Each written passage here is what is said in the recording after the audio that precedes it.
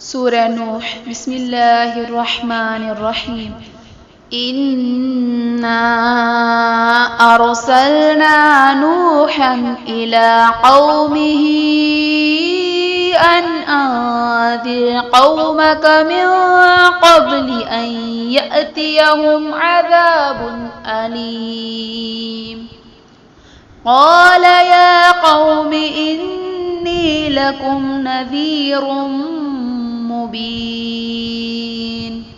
أن اعبدوا الله واتقوه وأطيعون يغفر لكم من ذنوبكم ويؤخركم إلى أجل مسمى إن أجل الله إذا جاء لا يؤخر لو كنتم تعلمون.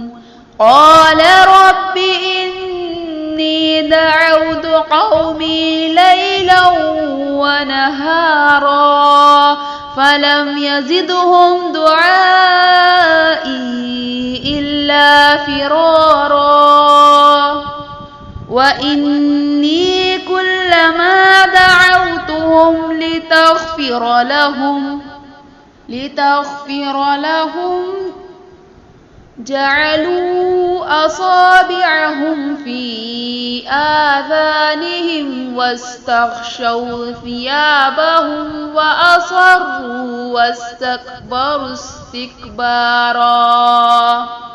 ثم إني دعوتهم جهارا ثم إني أعلنت لهم وأسررت لهم إسرارا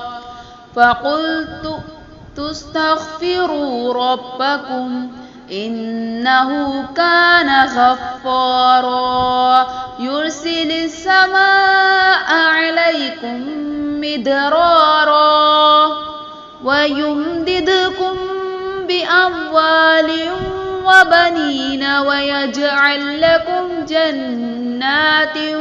ويجعل لكم أنهارا ما لكم لا ترجون لله وقارا وقد خلقكم أطوارا ألم تروا كيف خلق الله 7 سماوات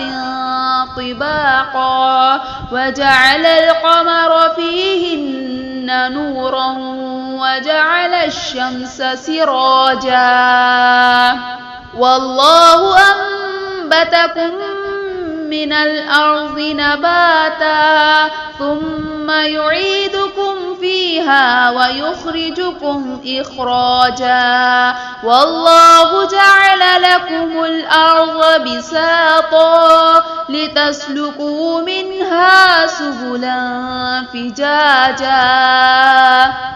قال نوح رب إنهم عصوني واتبعوا من لم يزده ماله وولده إلا خسارا ومكروا مكرا كبارا وقالوا لا تذرن آلهتكم ولا تذرن ودا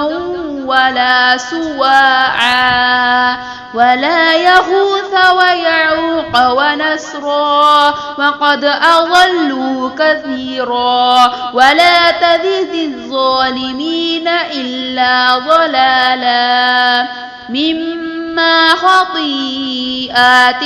أغرقوا فأدخلوا نارا فلم يجدوا لهم من دون الله أنصارا وقال نوح رب لا تذر على الأرض من الكافرين ديارا إنك إن تذرهم يضلوا عبادك ولا يلدوا إلا فاجرا كفارا رب اغفر لي ولوالدي ولمن دخل بيتي مؤمنا وللمؤمنين والمؤمنات ولا تزد الظالمين إلا تبارا.